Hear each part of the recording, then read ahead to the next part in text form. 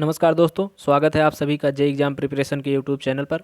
आज के इस वीडियो में हम स्ट्रेंथ ऑफ मटेरियल के इंपॉर्टेंट क्वेश्चन डिस्कस करेंगे। सो आप हमारे साथ बने रहें और यदि आप चैनल को पहली बार विजिट कर रहे हैं तो चैनल को सब्सक्राइब कर लें, जिससे आपको प्रॉपर नोटिफिकेशन मिलती रहे।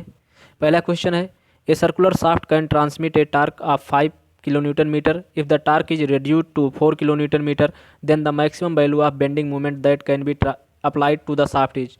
फ्रेंड्स, जो मैक्सिमम या इक्विवेलेंट टार्क होता है, जिसको हम टी से डिनोट करते हैं, ये root over M square plus T square के बराबर होता है, जहाँ पे एम अप्लाइड बेंडिंग मोमेंट और टी अप्लाइड टार्क होता है। तो यहाँ पे अप्लाइड टार्क का मान 4 किलो न्यूटन मीटर और इक्विवेलेंट टार्क या मैक्सिमम टार्क का मान 5 किलो न्यूटन मीटर है।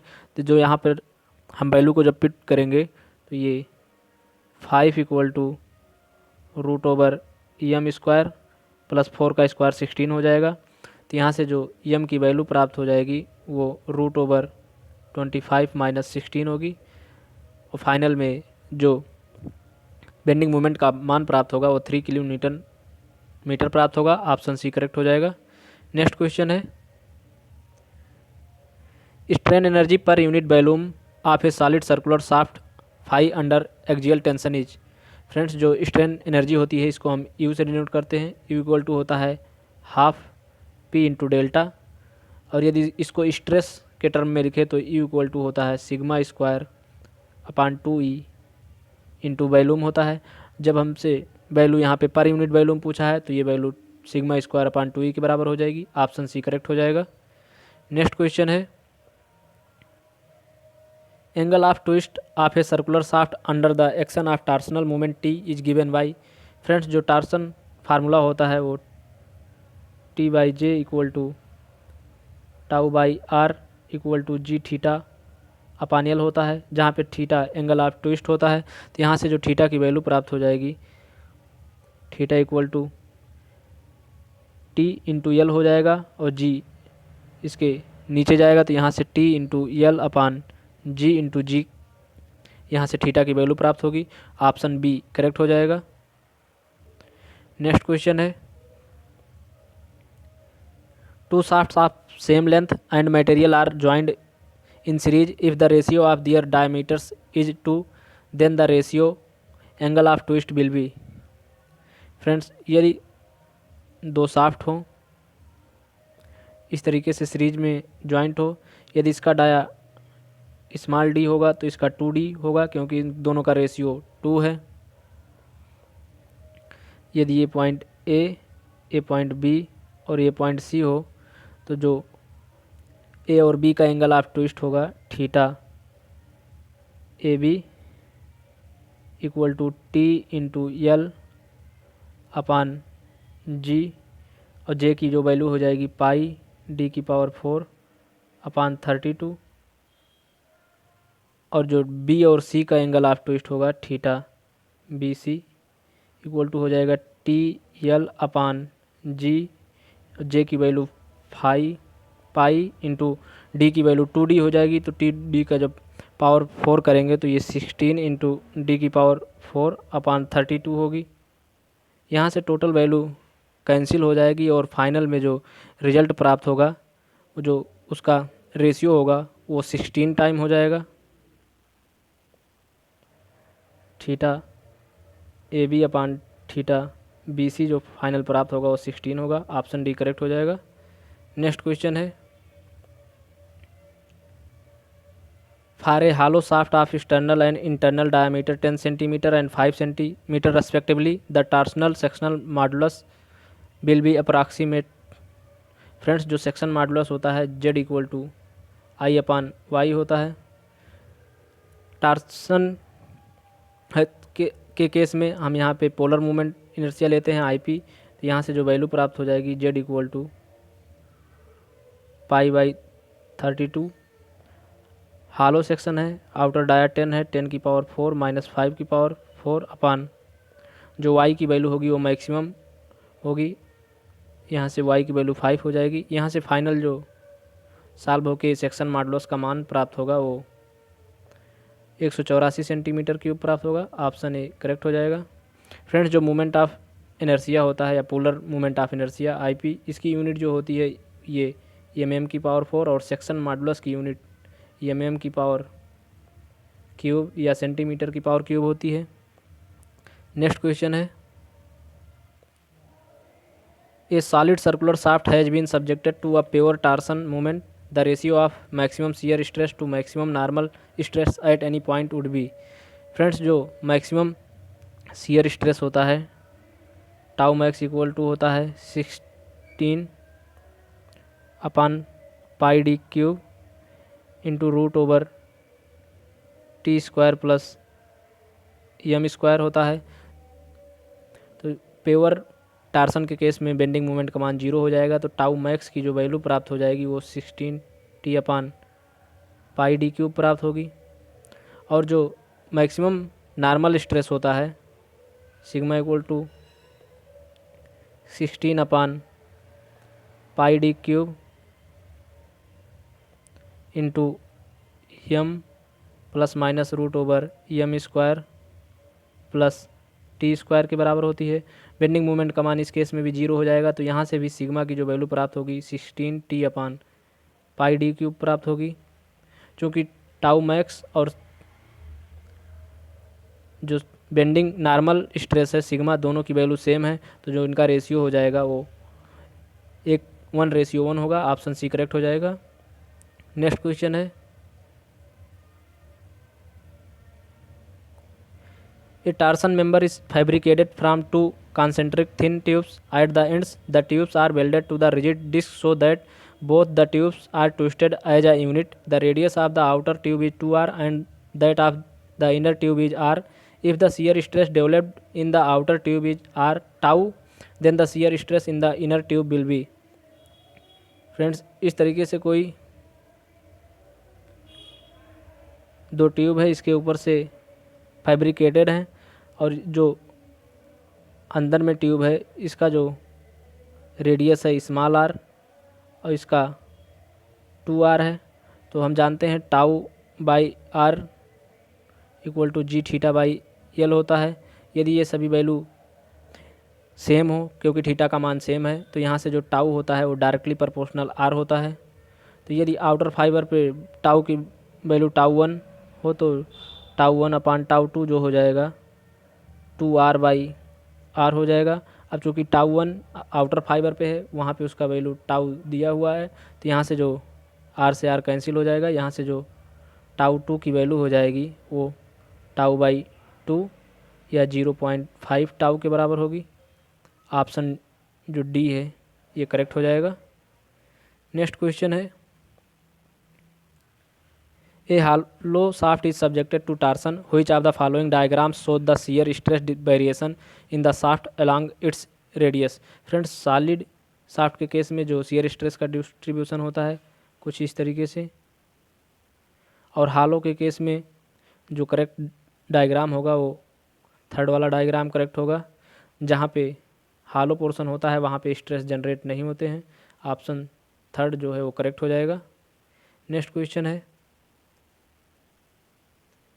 the statement that a section plane before the application of twisting moment continue to remain plane after the application of twisting moment it is valid for all type of cross section, all type of cross section with curved boundaries, only solid circular cross sections, only hollow or solid circular cross section।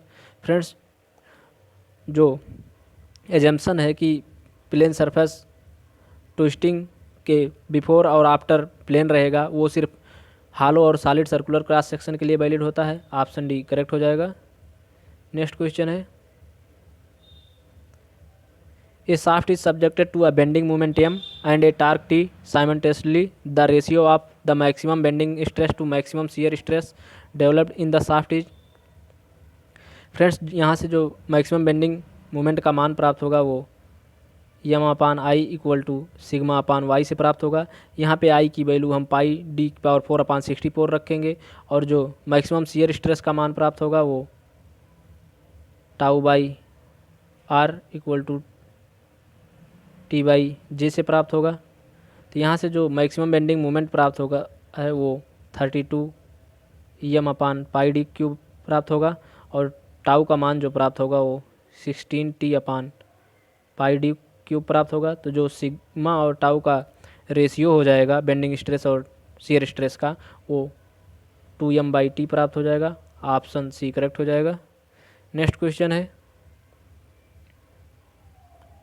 A shaft rotating n R round per minute under a torsion T transmit a power of. Friends जो power होता है P = T into omega होता है। Omega = 2πn/60 होता है। तो यहाँ से 2πn×T/60 या πnt/30 हो जाएगा।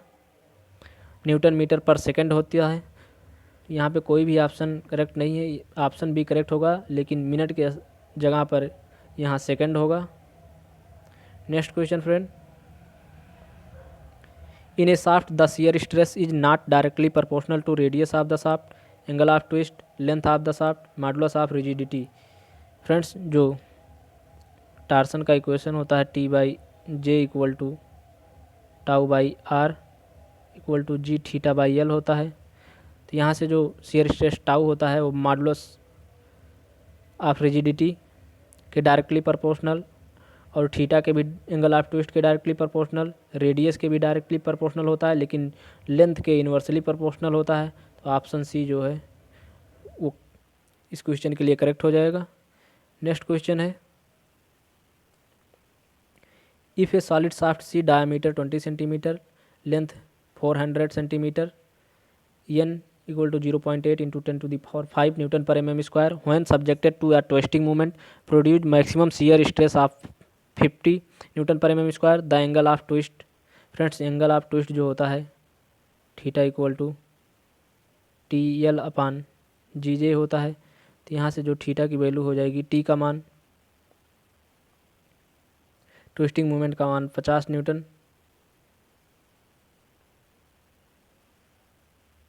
शियर स्ट्रेस का मान 50 Nm/mm² है।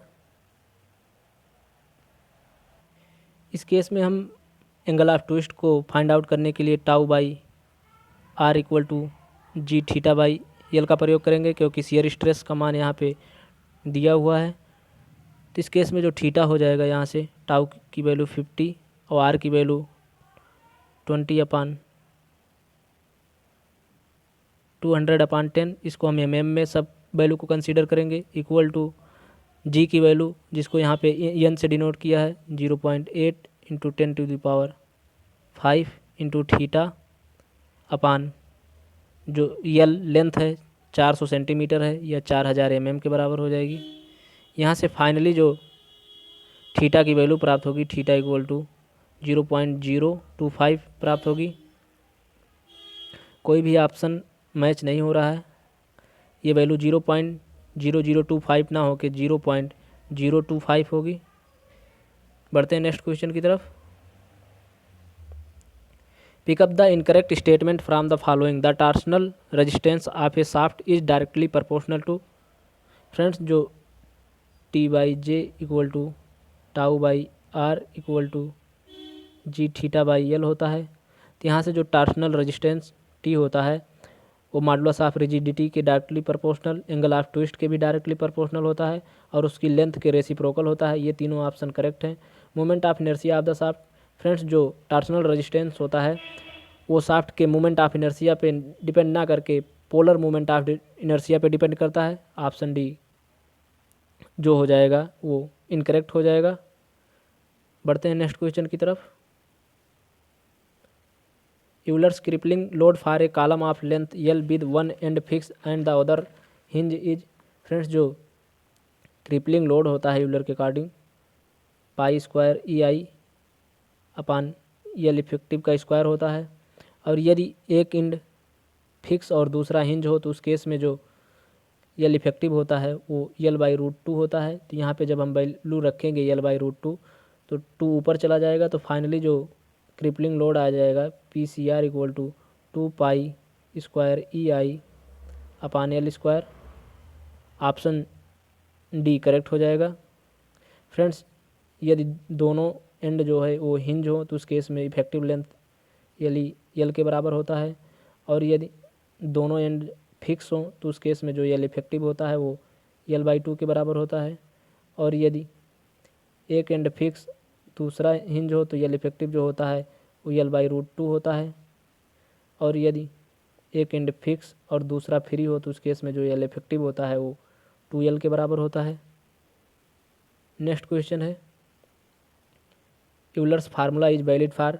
फ्रेंड्स, जो यूलर्स फार्मूला होता है इसके अकॉर्डिंग जो क्रिटिकल लोड होता है वो π² EI/L इफेक्टिव स्क्वायर होता है। ये लॉन्ग कॉलम्स के लिए वैलिड होता है। ऑप्शन बी करेक्ट हो जाएगा।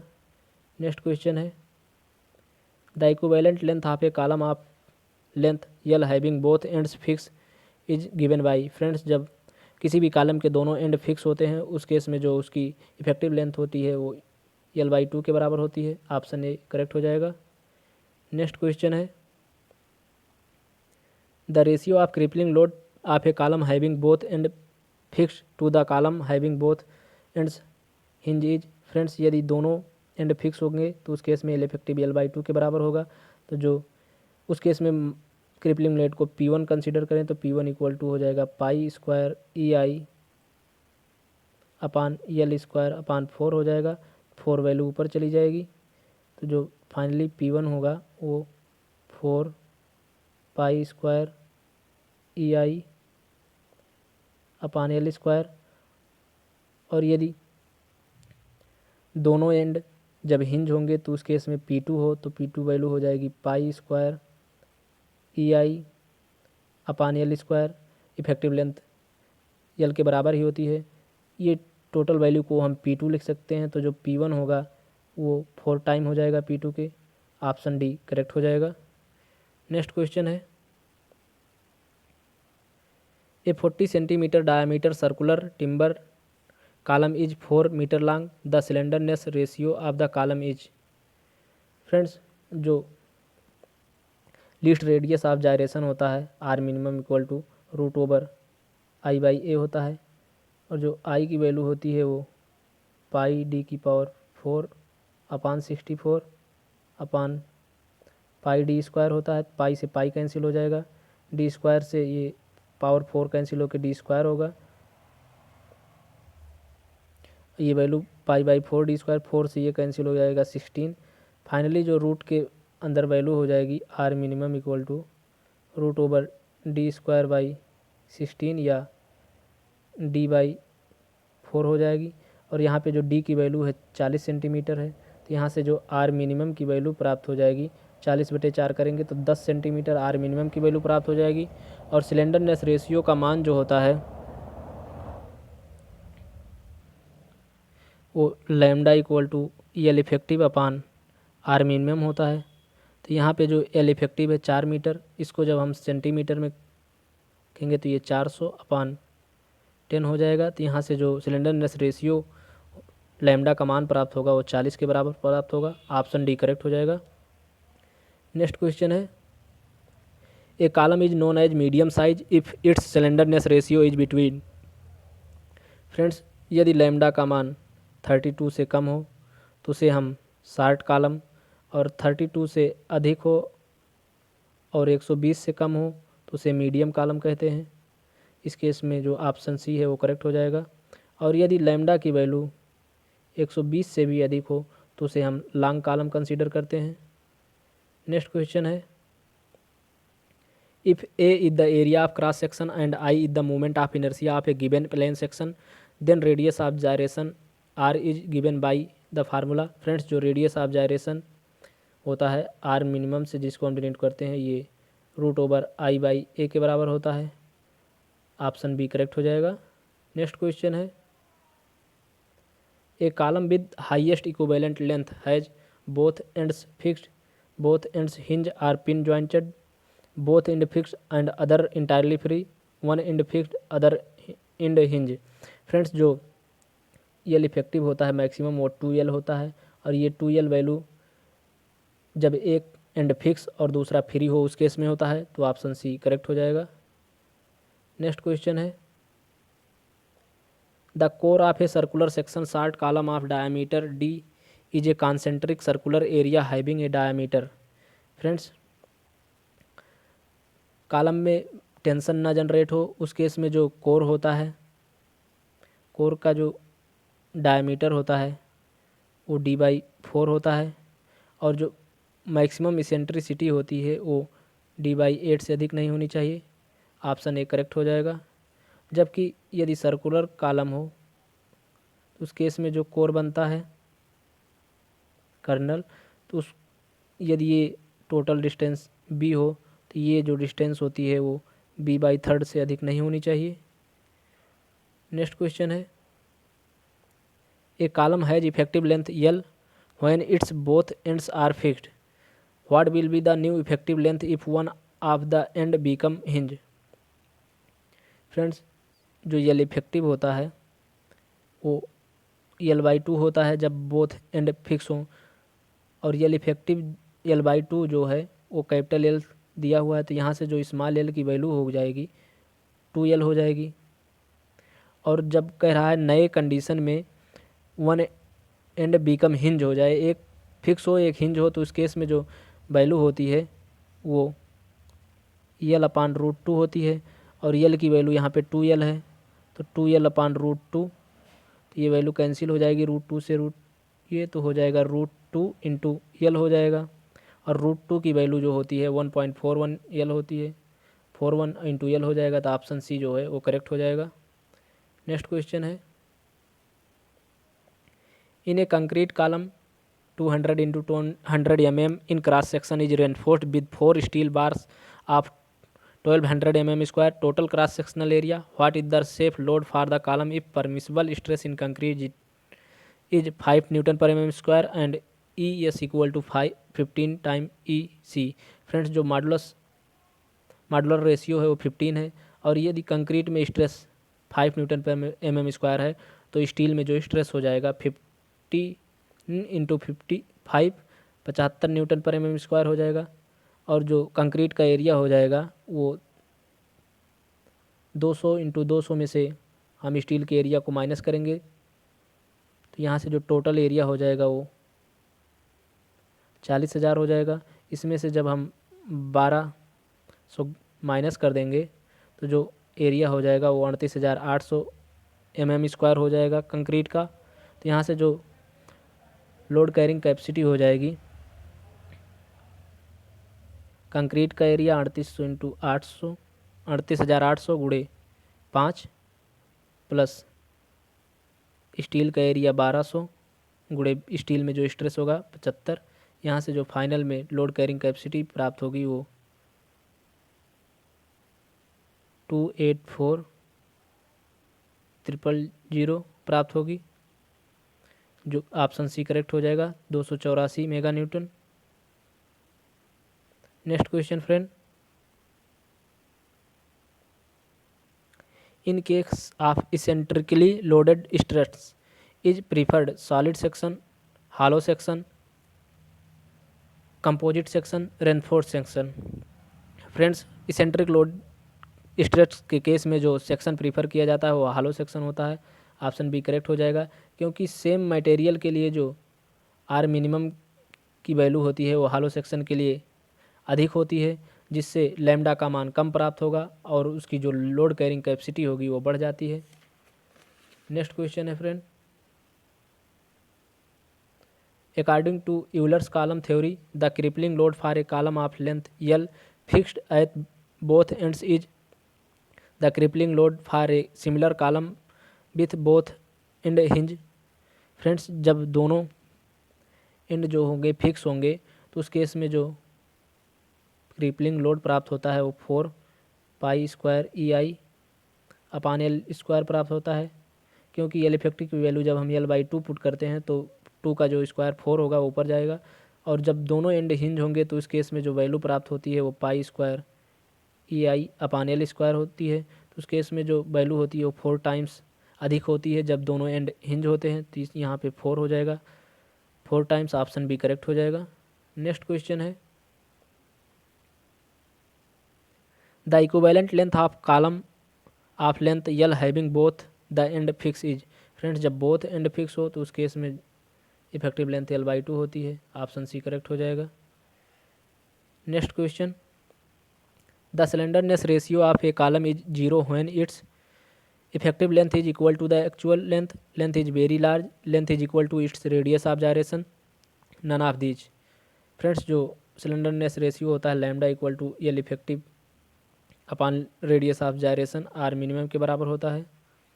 और लैम्डा की वैल्यू 0 तब होती है जब जो कॉलम हो वो पूरे होल लेंथ में सपोर्टेड होता है। तो तीनों केस में लैम्डा की वैल्यू 0 नहीं होगी, तो ऑप्शन जो डी हो जाएगा वो करेक्ट हो जाएगा, नन ऑफ दीज।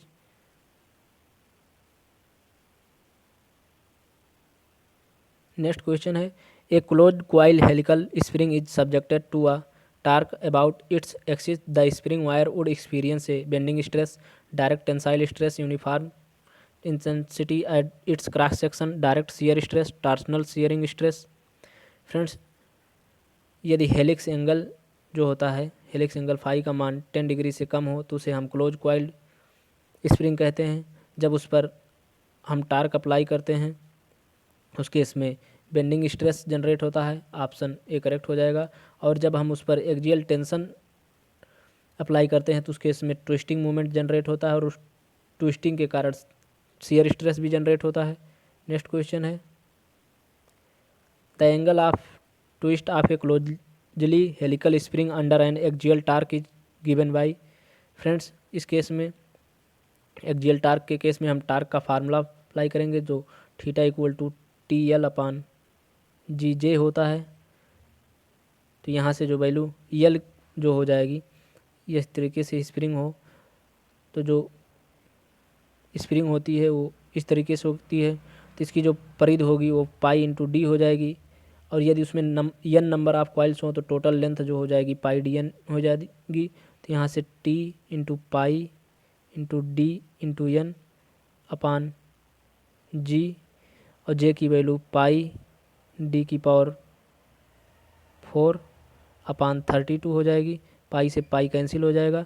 यहाँ पे जी के स्थान पे मॉडुलस ऑफ रिजिडिटी ही होगा, यहाँ जी को ई से डिनोट किया है। तो जब 32 ऊपर चला जाएगा तो ये हो जाएगा 32 into T D N upon G D की पावर 4, ऑप्शन सी करेक्ट हो जाएगा। और कभी कभी इसको और भी शार्ट में हम लिख सकते हैं, टी के स्थान पे applied load P into R लिख सकते हैं और डी के स्थान पे भी आर बाई 2 इंटू आर लिख सकते हैं। तो ये वैल्यू 64 आती है, वहाँ से 64 P R square N upon G D की power 4। Next question friend, the predominant effect of N axial tensile force on A helical spring is. Friends जब एक्सियल टेंसाइल फोर्स लगाते हैं हेलिकल स्प्रिंग पे तो उस केस में twisting होता है और उस ट्विस्टिंग की वजह से शियर स्ट्रेस जनरेट होते हैं, ऑप्शन बी करेक्ट हो जाएगा। नेक्स्ट क्वेश्चन है, the equivalent stiffness of two spring of stiffness S1 and S2 joint in series is given by. Friends जो स्टिफनेस होता है और जैसे हम पहले रेजिस्टेंस फाइंड आउट करते थे, resistance R equal to series में R1 प्लस R2 होता था, लेकिन यहाँ पे जो वैल्यू होगी इसके अपोजिट होती है। जो जैसे रेजिस्टेंस जो होता था पैरेलल केस में वो सीरीज केस में स्प्रिंग के बराबर होगी। तो यहाँ पे जो स्प्रिंग की स्टिफनेस हो जाएगी 1/S equal to 1/S1 plus 1/S2 हो जाएगी। तो यहाँ से फाइनल में जो स्टिफनेस यस प्राप्त हो जाएगी वो S1 S2 अपान S1 प्लस S2 के बराबर प्राप्त होगी, ऑप्शन ए करेक्ट हो जाएगा। नेक्स्ट क्वेश्चन है, the stiffness of A spring is. Friends जो स्टिफनेस होता है जिसको हम के से डिनोट करते हैं वो लोड पी अपान डेल्टा डिफॉर्मेशन के बराबर होता है। तो ऑप्शन बी करेक्ट हो जाएगा, load required to produce unit deflection. Next question है, if a close coiled helical spring absorb 30 newton mm of energy while extending by 5 mm its stiffness will be. Friends जो stored energy U होती है वो 1/2 के del square होती है। यहाँ पे डेल्टा की वैल्यू 5 और यू की वैल्यू 30 है। तो यहाँ से ये वैल्यू हो जाएगी 30 इक्वल टू 1/2 इंटू के और डेल्टा की वैल्यू 25 हो जाएगी। ये वैल्यू कैंसिल होगी, 5 ये 6। तो यहाँ से वैल्यू के की जो वैल्यू हो जाएगी वो 12/5 इक्वल टू 2.4 हो जाएगी। तो near about option A correct हो जाएगा। नेक्स्ट क्वेश्चन है hoop tension in a pressure pipe where P is the pressure at the pipe centre, D is the diameter of pipe and T is the thickness of pipe wall is given by. Friends, जो hoop tension होता है जिसको हम sigma S से denote करते हैं, ये PD/2T होता है। ऑप्शन ए करेक्ट हो जाएगा। और जो लॉन्गिट्यूडनल डायरेक्शन में प्रेशर होता है sigma L equal to PD/4T होता है। नेक्स्ट क्वेश्चन है in a thin cylindrical shell the ratio of longitudinal stress to hoop stress. Friends, जो लॉन्गिट्यूडनल स्ट्रेस होता है sigma L equal to PD/4T और हुप स्ट्रेस सिग्मा एस, इन दोनों का रेशियो जो हो जाएगा PD/2T होता है। तो PD से PD कैंसिल हो जाएगा, T से T, और फाइनली जो वैल्यू हो जाएगी वो 2/4 या 1/2 0.5 लॉन्गिट्यूडनल और होप स्ट्रेस का जो रेशियो होगा। ऑप्शन ए करेक्ट हो जाएगा। और यदि इसके अपोजिट यदि होप स्ट्रेस का रेशियो लॉन्गिट्यूडनल स्ट्रेस से पूछता तो वो वैल्यू 2 होती। नेक्स्ट क्वेश्चन है the hoop stress induce in a thin cylindrical cylinder by binding it with wire under tension will be. Friends, जो होप स्ट्रेस होता है सिग्मा एच, ये इंटरनल प्रेशर के केस में हमेशा टेंसाइल नेचर का होता है, और जब हम सेल पर एक्सटर्नल प्रेशर अप्लाइड करते हैं तो ये कंप्रेसिव नेचर का होता है। जब हम सिलेंडर को वायर से बाइंड करेंगे तो ये एक्सटर्नल प्रेशर उस पर अप्लाई होगा, तो इस केस में होप स्ट्रेस का मान कंप्रेसिव होगा। ऑप्शन ए करेक्ट हो जाएगा। नेक्स्ट क्वेश्चन है when a thin cylindrical shell is subjected to an internal pressure there will be an decrease in diameter and length of the shell, an increase in diameter and decrease in length of the shell, a decrease in diameter and increase in length of the shell, none of these. Friends, जब किसी भी thin cylindrical shell पर internal pressure applied किया जाता है तो उसकी length और डाया दोनों में इंक्रीमेंट होता है। तो इस केस में कोई भी ऑप्शन करेक्ट नहीं है। डाया तो इंक्रीज कर रहा है लेकिन यहाँ पे लेंथ डिक्रीज बोल रहा है, यहाँ पे डिक्रीज इन डायमीटर बोल रहा है, यहाँ पे दोनों वैल्यू डिक्रीज हो रही, तो ऑप्शन जो डी है वो करेक्ट हो जाएगा। नेक्स्ट क्वेश्चन है the ratio of circumferential stress to the longitudinal stress in the walls of a cylindrical shell due to flowing liquid is. Friends, circumferential stress या इसी को हुप स्ट्रेस भी कहते हैं, सिग्मा एच इक्वल टू होता है PD/2T, और longitudinal stress sigma L equal to होता है PD/4T। इन दोनों का जो रेशियो हो जाएगा PD से PD कैंसिल, T से T, 4 ऊपर चला जाएगा, तो sigma H by sigma L का जो रेशियो हो जाएगा वो 2 हो जाएगा। ऑप्शन डी करेक्ट हो जाएगा। और यदि सिग्मा एल का सिग्मा एस से पूछता तो ये 1/2 0.5 होता, जैसे कि पहले हम भी डील कर चुके हैं इसको।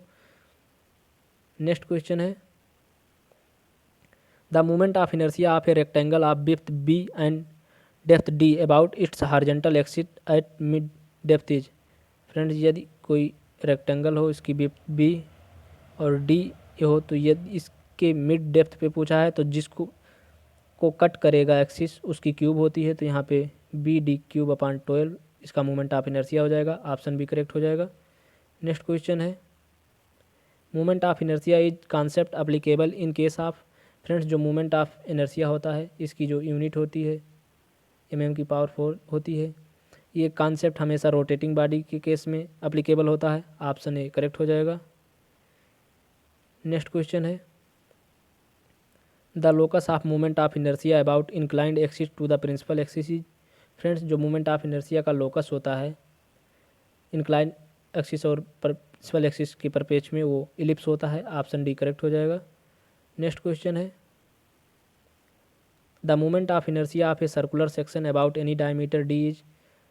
फ्रेंड्स, जो moment of inertia circular section का होता है वो πD⁴/64 होता है। ऑप्शन डी करेक्ट हो जाएगा। जबकि जो पोलर मोमेंट ऑफ इनर्शिया होता है वो πD⁴/32 होता है।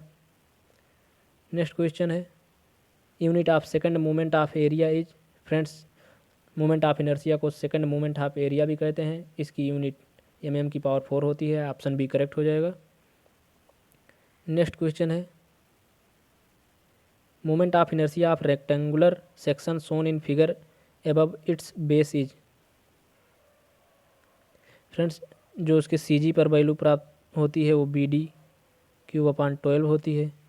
वैल्यू यहाँ पे पूछा है, यहाँ पे जो वैल्यू होती है वो बी डी क्यूब अपान 3 होती है। इसको हम पैरेलल एक्सिस थ्योरम से फाइंड आउट भी कर सकते हैं। तो यहाँ पे वैल्यू को फाइंड आउट करने के लिए जो आई बेस हो जाएगा आई सी जी की जो वैल्यू होगी B D cube upon 12 plus A H square होता है, इसका area A B into D हो जाएगा। और जो एच की वैल्यू होगी मिड से यहाँ से ये डी बाई 2 होगी, तो डी स्क्वायर बाई 4 हो जाएगा। तो जब इसको हम दोनों को ऐड करेंगे 4, तो ये हो जाएगी 4 B D cube upon 12, final में B D cube upon 3 base पर उस मोमेंट ऑफ इनर्शिया प्राप्त हो जाएगा। ऑप्शन ए करेक्ट हो जाएगा। नेक्स्ट क्वेश्चन है, if D and capital D and small D R external and internal diameter of a circular shaft respectively, it's polar moment of inertia is. Friends, जो polar moment of inertia होता है उस case में value 64 ना होकर 32 होती है। Option D correct हो जाएगा, और किसी भी ऑप्शन में 32 नहीं है। नेक्स्ट क्वेश्चन है, the moment of inertia of A triangular section height H base be about it's base is. Friends, जो ट्रायंगुलर सेक्शन होता है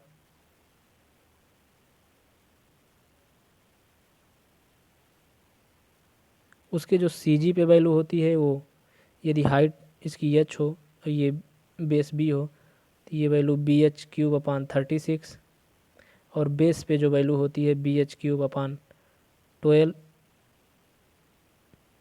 और उसके अपेक्स के परिता जो मोमेंट ऑफ इनर्शिया होता है वो बी एच क्यूब अपान 4 होता है। तो हमसे यहाँ पे बेस पे पूछा है, तो वैल्यू हो जाएगी B H cube upon 12। Option C correct हो जाएगा। फ्रेंड्स, आज की इस वीडियो में इतना ही। आई होप कि आपको वीडियो पसंद आई हो। वीडियो पसंद आई हो तो वीडियो को लाइक और शेयर ज़रूर करें, और यदि आप चैनल को पहली बार विजिट कर रहे हैं तो चैनल को सब्सक्राइब कर लें, जिससे आपको प्रॉपर नोटिफिकेशन मिलती रहे और कोई भी वीडियो आपसे मिस ना हो। Thank you for watching.